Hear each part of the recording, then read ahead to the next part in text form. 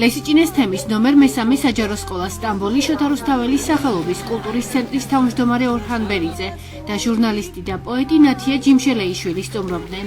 ორჰან ბერიძემ თურქულ-ქართულ ურთიერთობებზე ისაუბრა და ხაზი გაუსვა საქართველოსა და ქართული კულტურის სიყვარულს. ქართული სიყვარული. ორჰან ბერიძე თურქეთში მცხოვრები ქართველია, რომლის წინაპრები წარმოშობით ქედის რაიონიდან იყვნენ და საქართველო 1877-1878 წლებში რუსეთ-ოსმალეთის ომის შემდეგ დატოვეს. ორჰან ბერიძე მოღვაწეობს სტამბოლში, გახლავთ ქართული ენის პედაგოგი. ამჟამად სტამბოლის სასამართლოში ქართული ენის თარჯიმნად მუშაობს.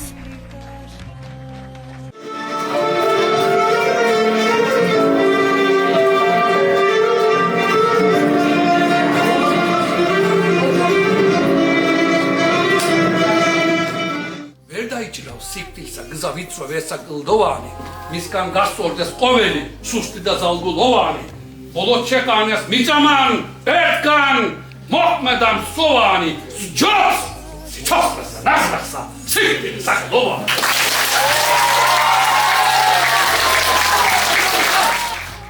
მადლობას გითხრით სოფელი ლესიჭინეს სკოლას საჯარო სკოლას დამპატიჟეს მოვედი აქ ძალიან ემოციური ვარ ისეთი ბუნებაში ვარ რომ თითქოს ისტორიაში წავედი მე მეოთხე თაობა თურქეთში დაბადებული და თითქოს ისტორიაში შევედი წავედი ანუ და შევხვდი ჩვენი წინაპრებთან დღეს ეს ახალგაზრდები მოსწავლეები სკოლის როგორც თანამშრომლები დირექტორები მასწავლებლები ძალიან ემოციურად ერთი დღე შევატარეთ ვისაუბრეთ აქ თურქეთელ ქართველებზე თურქეთში ქართულ დიასპორის საქმიანობაზე რას ვაკეთებ თურქეთში ვისაუბრეთ კიდევ ვისაუბრებთ ქართულ თურქულ მეგობრობის ურთიერთობებზე ხო და ვიგეგმეთ რაღაცა ახალი პროექტები და იმედია ყველაფერი კარგად იქნება ძალიან გვიყვარს საქართველოს ყველა კუთხე ჩვენ ვართ ერთი სისხლი ქართველობა ჩვენი ხოლგა ძალიან მნიშვნელოვანი დღე არის ჩხოროწყლში, კერძოდ ლესიჭინეს მესამე საჯარო სკოლაში,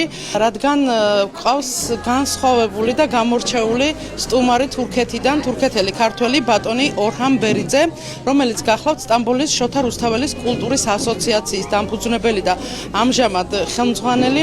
ბატონმა ორჰანმა ისაუბრა თავის ქართულ მოღვაწეობაზე, რომელიც წლების მანძილზე დააგროვა და მინდა მადლობა გადავუხადო ამ სკოლას იმისათვის, რომ ასეთი ღირსეული მასპინძლობა გაუწიეს ბატონ ორჰანს და მადლობა მინდა გადავუხადო იმ ახალგაზრდებს, რომლებმაც წარმოაჩინეს ასევე სკოლაც და ქართული კულტურაც და მე ვფიქრობ, რომ ასეთი შეხვედრები ძალიან დიდ შედეგს გამოიწვევს ორ ქვეყანას შორის და ასევე ორ ქვეყანაში მცხოვრებ ქართველებს შორის ერთ კიდევ ძალიან ლამაზ ხიდს ააგებს.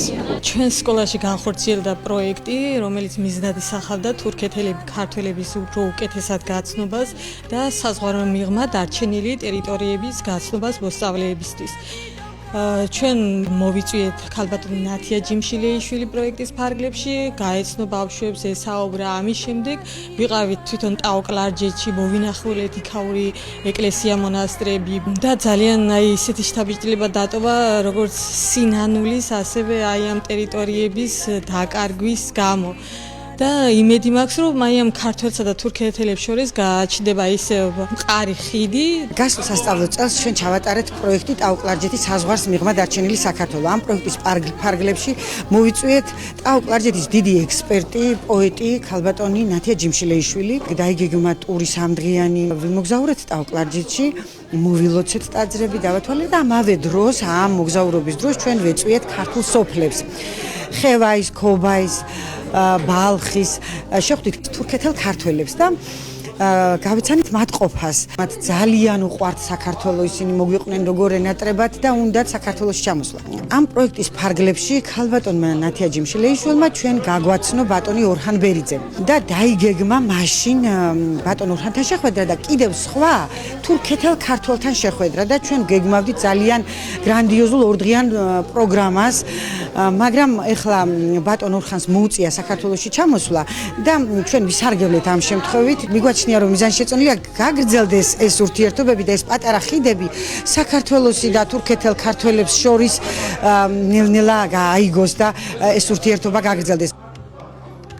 ორჰან ბერიძე მუნიციპალიტეტის მერს ჯუმბერ იზორიას შეხვდა. მერმა აღნიშნა, რომ მსგავსი შეხვედრები ხელს უწყობს საქართველოსა და თურქეთს შორის მეგობრობის გამტკიცებას.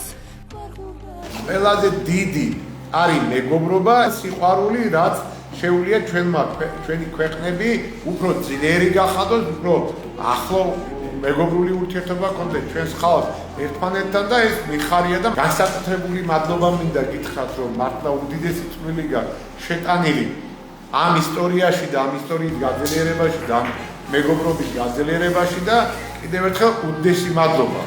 მე ვიცი, როგორ დაიწყო ეს თქვენი გზა და საითკენ მიდიხარ და ვიცი, რომ ჩვენი ურთიერთობა დღეს არ დაწყებულა და დღეს არ დამთავრდება, გაგრძელდება და დიდი მეგობრობა ჩამოყალიბდება. მადლობა დიდი.